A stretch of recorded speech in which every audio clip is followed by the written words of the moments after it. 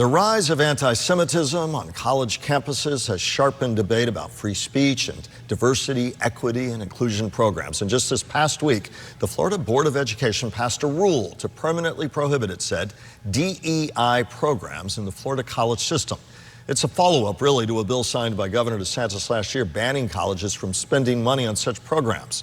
I have reaction from both sides. First, Democratic State Representative Jervonte Edmonds from Palm Beach County. I talked to him via Zoom. He's in Tallahassee. He said the decision, quote, truly a step backward. It is deeply painful by all Democrats to hear after we fought for months in our last session, after students came and testified over this bad bill. We had people from all across the state talk about how this would be detrimental, not because it's just about diversity, equity, and inclusion, but it really hurts our college system. We're ranked best in the nation in our college system, and this takes away our diversity, it takes away what makes Florida special. And again, we're supposed to be the freest state in Florida, but here we are taking away the rights and the education of those who have diverse backgrounds. Republican Treasure Coast State Representative Toby Overdorf also caught up with him via Zoom last week in Tallahassee. He said college students need to know all of American history, the good and bad, but argued DEI had become something else. They're so focused on those groups that may not be included that all of those groups that actually are included are marginalized themselves. So it's this absolute confusion that is brought forward by this, and we're not celebrating those people that may be the most qualified, that may in fact be brought forward as part of these practices. Instead, we constantly are divided about race, and it's constantly brought in about a group that may have a different viewpoint than a traditional viewpoint, and so therefore we're having this division rather than a inclusion. The DEI debate that will not end there by a long shot. Our roundtable with News Channel 5 political analyst Brian Crowley. Perspective. Well, you know, I think it's sort of a silly thing to be getting involved in when you consider all the major issues that we have in this state. I don't think DEI has done any great harm to students in colleges. I mean, that's what colleges are supposed to be about, discussion about all kinds of issues, exploring the avenues of various issues. You know, they basically have this vision of a 1950 university system where, you know, it's this fictional thing that's sort of like Leave It to Beaver, you know? I mean, okay, fine, you did it, but do you really think you're going to stop kids from caring about these issues? I don't think so. Brian, let's talk politics now. Of course, this is part of the political debate nationwide. Iowa, Ron DeSantis said, my ticket punched to New Hampshire. One wag I read yesterday said, well, if it's economy class near the lavatory, then yes, that was a quote. He did best Nikki Haley by about 2 percentage points in Iowa.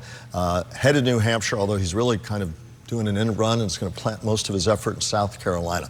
Size things up after Iowa, where you visited many times as a reporter, and as we move on to New Hampshire here in a couple of days' time. Where's the governor stand? Is it a campaign that's all but over, or I mean, is there any realistic shot for him at this point after Donald Trump had such a decisive win?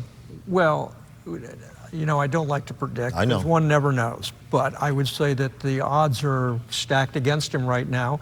This is a guy who last week suddenly said that one of his big mistakes in the campaign was he didn't spend enough time on the major media outlets. So, you know, and I'm like, oh, now you figured this out? You know, you have to talk to everybody, not just a little narrow group of conservative people, and even that didn't work for him. I think the other mistake he made was surrounding himself basically with a lot of people who were amateurs in running campaigns, didn't have any serious experience in running a presidential campaign. Running for governor is very different than trying to run for president. Mm-hmm. And I think another big mistake he made was he blew through money, over $150 million between himself, his campaign, and the PACs that were backing him. You know, so there doesn't seem like there's a lot of money left, and it's going to be a lot harder for him to convince big donors to contribute when you've done so poorly. And then, of course, another big interesting thing, which is sort of the asterisk on everything, is that on Friday, Tim Scott, the senator from South Carolina, Nikki Haley was governor there, is going to endorse Donald Trump. So, you know, I don't know what that means to Nikki Haley or Ron DeSantis, because he's counting on South Carolina helping him out. We'll see. But, you know, they never really went after the front runner. I don't know how you do that. Why? Scared they would scare off a base that was going to be attached to him anyway and not come their way? Yeah, no, absolutely. And you know, the whole game plan for Ron DeSantis was, I'm Donald Trump, but I can win and he can't. Well, the Donald Trump supporters believe Donald Trump can win against Joe Biden. And many of them, I think, are eager for a rematch because a certain proportion really do believe the election was stolen, so they want to see him get back in the ring again. And DeSantis never really separated himself enough from Donald Trump to offer something that was different. Should this be seen as a potential or possible or likely failure of the culture war-themed campaign, or merely the fact that Donald Trump simply takes all the oxygen out of the room right now and has such a firm grip on the Republican Party? How should the DeSantis camp, how should he read this if he has aspirations 4 years from now? Well, I think it's been notable that in the last, say, month, he's spoken very little about the woke issues. He was not in Iowa talking about drag queens. He's not in New Hampshire or South Carolina talking about transgenders. He's, you know, he's kind of walked away from some of those woke issues, but they don't stay behind. People know about them, and I'm not convinced that those issues were going to play real well throughout the country. What about the famous Floridian living at Mar-a-Lago, thumped everybody in Iowa, moving on to New Hampshire? Nikki Haley hopes she can stay close. Independents get to vote there.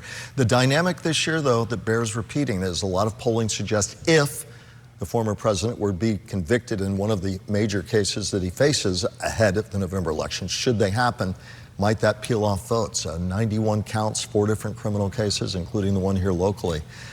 That's the dynamic. There's no history written on that one before.